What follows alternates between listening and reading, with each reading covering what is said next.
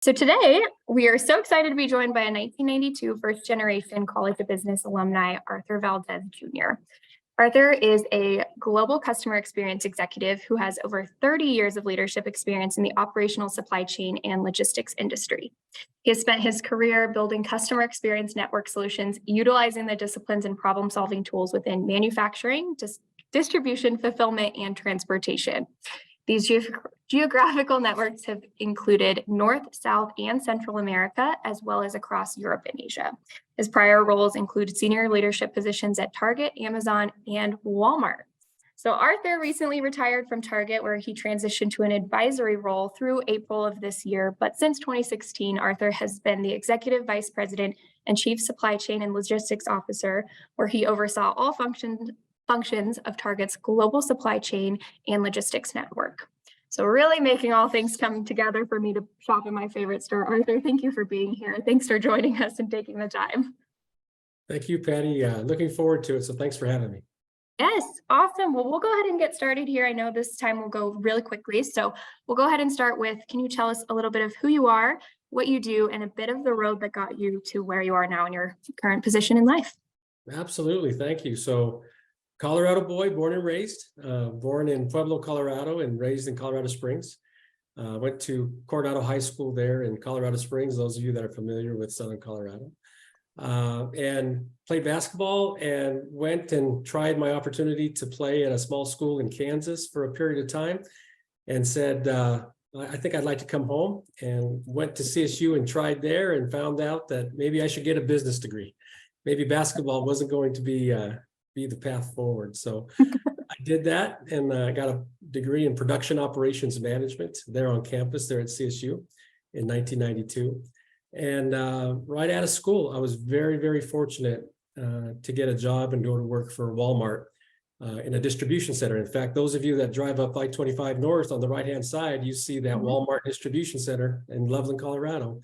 That's where I started right out of school, interviewed and got on from campus and got an interview and started there back in 1992 and was traveling all over the world doing different supply chain jobs since then. So that's really been my journey and my education as well as my career. And I'm happy, Patty, to talk about anything at the start or in between. Yes. Would love all before and into where you are now, but I think let's focus in maybe on your time here at CSU. You know, how did you focus and land in that general industry? How did you narrow that focus? And what early career steps maybe were the most pivotal helping you get to where you are now? Yeah, I know this is hard for most. I have two boys, Travis and Mark. Travis has graduated now and Mark's getting ready to graduate. And they're going through some very similar journey themselves and trying to understand that. I was very fortunate, Patty. Living in Pueblo early on in my life, my family owned a delivery business. We used to contract with local pharmacies and then deliver pharmaceuticals to their customers, like nursing homes and direct-to-homes. So I was in kindergarten getting out of school, and there was the packages, either with my grandmother or my grandfather, and we'd go deliver those packages. So I got the blood early around operations. And then both my parents, my mother first, and then my father secondary, who had the larger career, worked with United Parcel Service. So every day I came home, it was always talking about what happened on the truck or what happened with an employee or whatever the case may be. And it just influenced me greatly. So early on, I knew I was going to be in some kind of logistics or operations role. And then, just like I said, the degree I picked was production operations management. And the minute I walked into that Walmart distribution center, I saw the conveyors, I smelled the cardboard, I saw the forklifts moving, all the flow of goods into the trucks. I fell in love, and that's where I knew I wanted to be. It's always been in the blood. That's a really unique position that you have there. You know, let's talk supply chain. So you've always kind of been in the business, always knew that was what you were interested in. What did that look like? You know, from Walmart, you were at Amazon, now at Target, retiring from Target. Kind of what did that journey look like for you? You know, what roles, what experiences were most influential? Let's talk supply chain in that sense. what's physical supply chain, what it offers you, and that's the path I took, is it's very linear, right? As I started there in Walmart, I was a frontline area manager overseeing a department, 10 to 15 people. And then over time, you grow into more departments where then you grow and you manage a facility where you're a general manager. And then you manage multiple facilities as a regional manager or a vice president. And then you're moving more into a strategic role where you're managing the entire supply chain that is not only the operational facilities, but the transportation, the logistics, the actual inventory management, right? So it's a very linear process within the retail supply chain roles that were very beneficial to me in my understanding and development. And then I was very fortunate to work with Amazon, who transitioned from knowing how to manage inventory and flow of goods to a retail store to now creating and helping be a part of a wonderful startup of Amazon in the early days of how you send people goods at their front door. And you process them and you get multiple items from different places, you bring them together, you consolidate, and you ship at a much faster speed in most cases than what people were used to getting parcel packages. So having both of those, I think, and what supply chain means today and where it's growing and the problems that have to be solved has been very beneficial for my career. Yeah. Is my favorite thing, is seeing the delivery times on Amazon and how fast it's getting. Like, how does this all work? That just is mind boggling to me. So I'm very thankful for what you do and have done. So what trends do you think, what are you seeing in the industry that shape the focus of your work? How is that 2020 supply chain crisis? What has the last couple of years looked like? Yeah, there's been a journey over the last 30 years of my time in retail, in that if you break it down, and I'll say this quickly, but if you break it down into the decades, the first decade was really about, the vendor had a lot of power because they wanted their products to be sold by the retailers. So the vendors pushed a lot of their products to the retailers, and then the retailers expanded fast, like a Walmart, where they put all these stores in place. So the secondary decade then was all around, okay, now the retailer has the power because they can now determine, with all this traffic that's now coming into the stores, all this traffic that's happening, they can determine which products they want in those stores. And then the third decade was this speed decade, right? Which is, I want it fast and I want it at my front door, right? So it then transitioned back to a digital or e-commerce environment of having those goods fast. But what's happened across all those 30 years is that the customer has done more and more about influencing the change of how the supply chains need to operate, right? So today, and we saw it during the pandemic, today, you want something and there's a delay. It could be either from the manufacturing that's happening in China. It could be an issue with the actual flow of goods on the import side, whether it be a ship or the way the ports are operating, as well as truck traffic. And not many people know this, but there's a great risk of us running out of drivers in the US for transportation, right? Because there's so much need now for logistics needs and operators to be able to move the goods across the US. So when you take all that into account, it creates the need for more efficiency, right? How do we get better at understanding where goods need to be? That's the inventory systems, the management systems. How do we get better at knowing what types of flows are the best for that inventory? Is it truly an import item? Can we make it here in the US? Should we stock up and have it in the US where it's faster for the guest and for the customer, right? So a lot of the thinking now in efficiency and development within the supply chain is really associated with the constraints that are in the supply chain. So building intelligence around systems and capabilities, robotics, to help create efficiency. That's really where supply chains are at today because the customer demands more and more. Yes, we all do.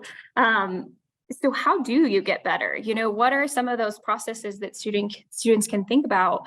As they're looking for internships, they're maybe exploring supply chain, standing out to employers. What are some of those efficiencies? What can they be talking about? What are your thoughts on that? Yeah, so this is where I'd love to differentiate my story a little bit, because what I didn't share at the beginning was what was very beneficial to me, but then I had to learn secondarily, what was very beneficial to me early on was all the technical learning that I got, right? So being a part of the early days of Walmart, being a part of those early days of Amazon, right? So the systems, the engineering, all of the things that it took to scale large businesses like Walmart and Amazon, I became very, very strong and had strength in problem solving and in technical understanding for gains of the business. The pieces that I had to learn along the way that I would hope that the students on the call could actually learn sooner than I did, because I think it hurt me along the way, is leading people, right? Because where I had always been a technical leader, I didn't always have the right leadership of team and people to balance with my technical leadership. And I always wanted that, right? And hence, just a real quick segue of why I went to Target was because of that huge people culture that they had. I wanted to learn that, right? So my advice to your question then, Patty, is as individuals are looking for more knowledge and understanding of what to do in a supply chain, find the right technical company, because you'll learn a huge amount of technical aptitude and experience, but make sure that that's complemented with the right way of how to lead a team and be part of a team, right? Because if you don't do both, you can't get to the levels of what some people desire, like what I was in before as a chief supply chain officer. Yeah. You can't get to those kinds of levels without knowing how to manage in both environments, and it's critical. Does that make sense? Absolutely, absolutely. Yeah. So let's maybe switch gears a little bit, but not too much. What does that leadership mean to you? How did you develop those? You know, you had the opportunity. What did that look like? Yeah, I always say this because I believe Target helped me become more of who I am as an individual. And I always say, you know, Target, the culture, helped me be who I am outside of work, inside of work. And for people, it's hard sometimes to be who you are outside of work, to be inside of work, because that authenticity, sometimes you're struggling to determine, is this even accepted? Can I be who I am really in the work environment, right? And guys, my advice is find the right company where you can do that, because if you can't do that, it's only going to be hard on you, because work is hard, right? You might as well enjoy what you're doing and be in that right culture. So being a part of that organization for me at Target, they taught me how to care for people, provided me resources and leadership development on how to balance that technical skill with caring for people and leading through an individual's respect and cherish of trust, right?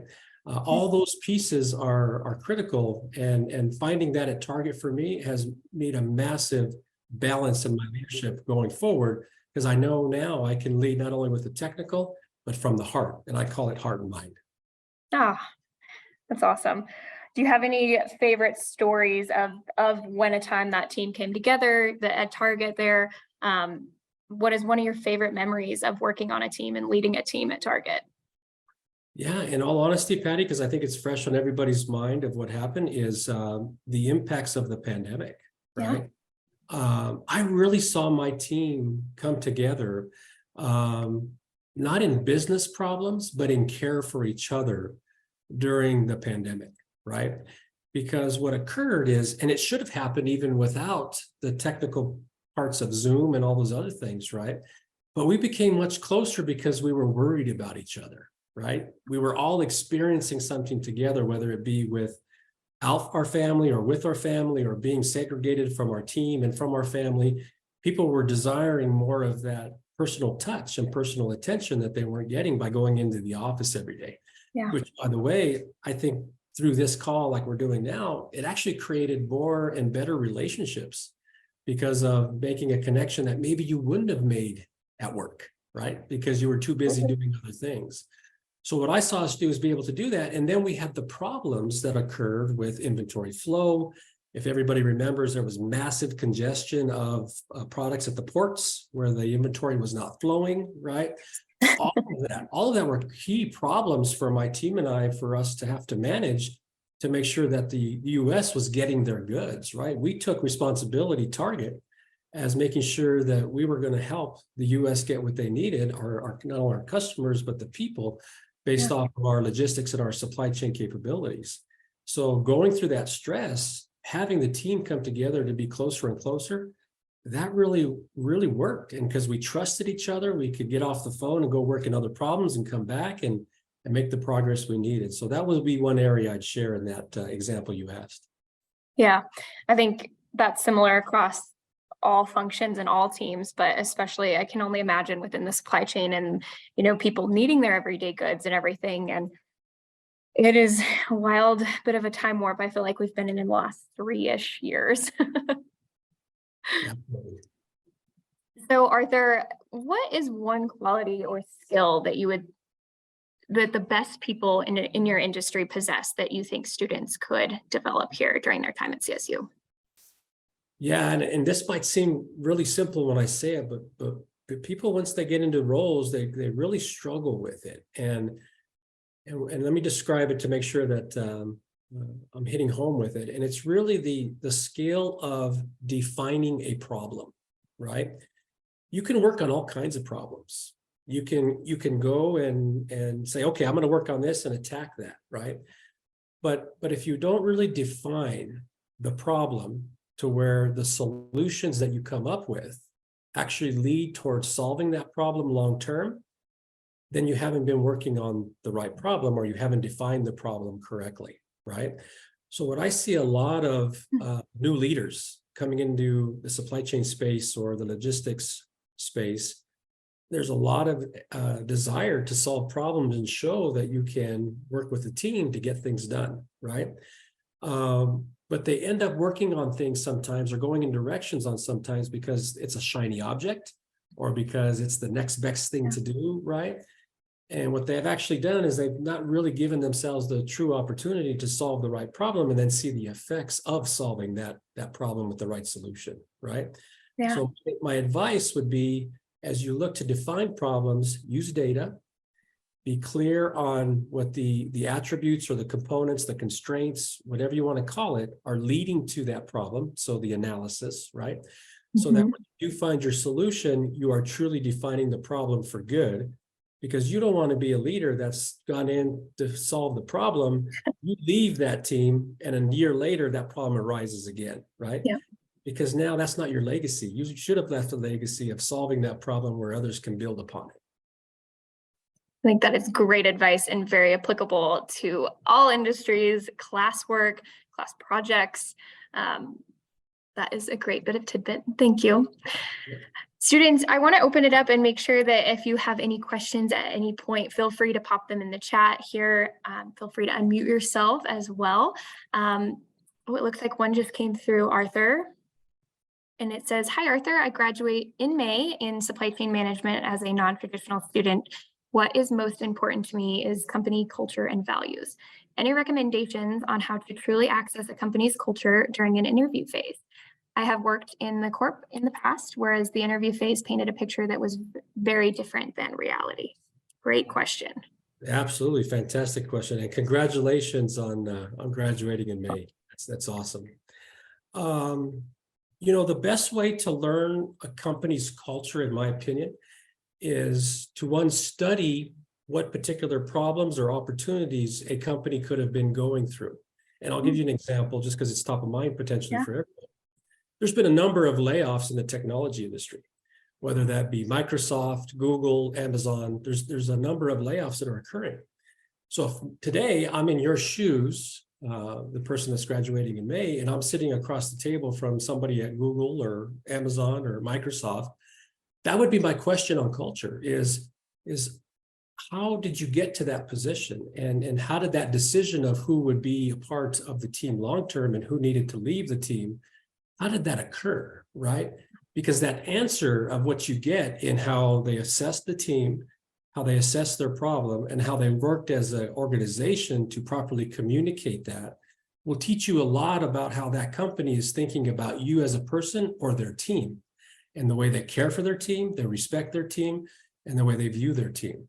So, and to me, that's what culture is about evaluating team and being a part of that team, because the business outcomes come secondary. Yeah. Everything that's first is around people and around respect and trust and care for that team. So being a part of those discussions, and knowing what problems the organizations have recently had to manage, that would be a great entry point to learn how a culture is thinking about you as an individual or their team. Absolutely great advice. Great question, Destiny, and congrats on graduating.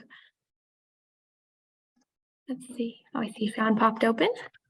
While we're in brothers, I have a question, Arthur.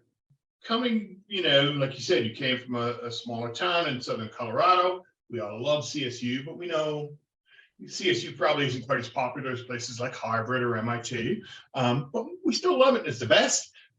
You've risen to a very high position in what you do.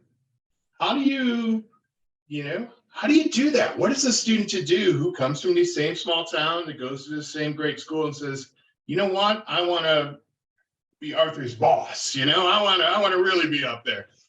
What does it take? What does it take to do that? That's a great question. Great question. And I think on your resume, you need to put the Colorado State University. Yes. For it actually works. No, I'm joking. So yeah, small town. And I look back many times and I go, wow, it's a privilege, and I'm humbled to have the opportunity to do what I've done based off of the background that I've had. And I think about, what actually made that happen and how did I progress through that? So first, I've had some wonderful mentors and leadership development in my career. I've always been open to listening and taking feedback on what I need to do to be better. And that's my personal journey, right? That's not everybody's journey, but that was important to me, was to know what I needed to do to be better. And then I got very fortunate to work in some organizations that had some very, very hard problems, right? Early days Walmart, they were building out their footprint. I transitioned to Mexico City and I worked internationally with Walmart for a period of time. So there was early on in my career, I stepped out there and I was willing to do the uncomfortable. I was willing to do and take risks on things, knowing that it was going to be painful for a while for me. Even my transition to Amazon, guys. Amazon in 1999, when I started, they were a $900 million company. Nobody knew who Amazon was, right? And when I stepped in those interviews with Jeff Bezos and the team, and I didn't know who they were either, right? And we had conversations about what this would be. And I got inspired by Jeff's vision of what he wanted to do in the space of e-commerce and digital, which I didn't know very much about at the time. But I took a risk again, right, of jumping into that and then being a part of that worldwide deployment over time. So my theme there, Sean, is that you may come from small town America, you may come from a first generation college student graduate like I am, but that doesn't matter, right? What matters is what you have inside that really gives you the ambition, the proper ambition, the respectful ambition to want to do more and be more and help, right? And that's been my theme of my career, is that, I've raised my hand for doing the hardest thing. And I think, Patty, one of the questions you asked me earlier, offline, but I'll share it now, was, what advice would I have for any of the students on the call right now? And that would be don't be afraid to do the uncomfortable. Don't be afraid to raise your hand and be that person that says, I will, even maybe when you don't know how, because along the way, you will learn how if you say, I will, right? So be comfortable in doing that and taking that risk. And that's been my ability to do in my career. That's helped me, is to say, I will. Excellent. Thank you. Thank you, Sean.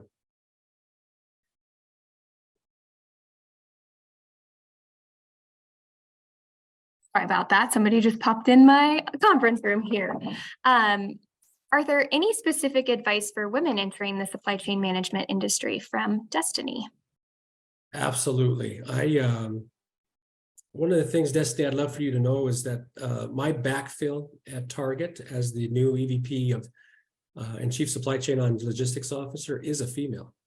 And her name is Gretchen McCarthy, and she's phenomenal. And what it is about her is that she had a very similar spirit that I just described, which is she's willing to step in and learn and lead the team and not be afraid to take those appropriate risks with the team to drive the improvement or the success or the scaling of Target.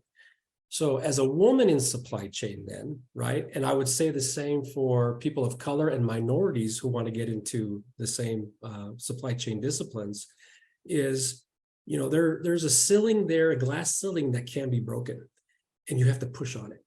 And that pushing on it is out of respect and out of your true knowledge and understanding of what's going on in the space. Don't be afraid to use your voice. Now, you need to use your voice with an understanding and a learning of the space, right? So to walk into a room, whether you're talking about transportation or inventory management or last mile delivery, whatever the supply chain discipline is, you need to be a student first and a study of the discipline, and then participate with your voice as an equal voice in the room, right? I never could speak up or have the courage I needed to if I didn't have the education and the understanding. But if I had the education and the understanding and the experience that followed, then I could speak appropriately and respectfully from a courageous spot that led and influenced others in the room. And I would say that same for you is get the education, get the understanding, get the learning, and then don't be afraid to use your voice at the right time. Excellent advice. A degree from the Harvard of the West, it'll take you a long ways here. Arthur, we have one question in the chat from Eric. What is your best advice for finding replacement suppliers to solve a manufacturing holdup of flow of goods? A lot of companies are experiencing that right now. Yeah. And first, I think what this last few years have taught us is that contingency planning is important to begin with, right? That's one of the things that I think if you look at the Amazon model was always built on redundancy and contingency planning for all of their footprint of where inventory was at in order not to disappoint the customer, okay? So the customer didn't feel the defects of the process. They were still given what they needed to, even if it meant it cost the company more to do it, right? But what's happening now is that organizations are learning how to do their own contingency. They're learning how to do their own redundancy, right? And those products, whether it be specialized or varied, meaning a variety, you need to have those plans in place, right? So if I was in either a small manufacturing or large manufacturing environment right now, I would be sharing with my customers how I would not fail them, how I would create that contingency, how I would create that redundancy, right? Finding and being proactive against that thinking so that those problems didn't occur. Now, still they might, yeah, but to a lower percentage or a lower impact than what has been done in the past, because what the pandemic has taught many is that we didn't do enough of that contingency planning to begin with, which exposed a lot of our supply chains over time because we were fat and happy with the way they were running. We can't be anymore. They require more efficiency and more thought around how to really get the right stuff to the right place at the right time. Talk about a logistical weave of everything. It always fascinates me of this industry. All right, we are nearing the end of our time here. Are there any final questions to pick Arthur's brain? I wish we had all day with him, but we'll leave it open here for another minute. But Arthur, I just wanted to say thank you so much for taking the time here. I know you're in the midst of moving, transitioning here, and just thank you for taking the time for us and our students and all the advice that you provided. So it looks like we have a thank you, Arthur. Great nuggets of wisdom. Yes, we all appreciate you being here. So.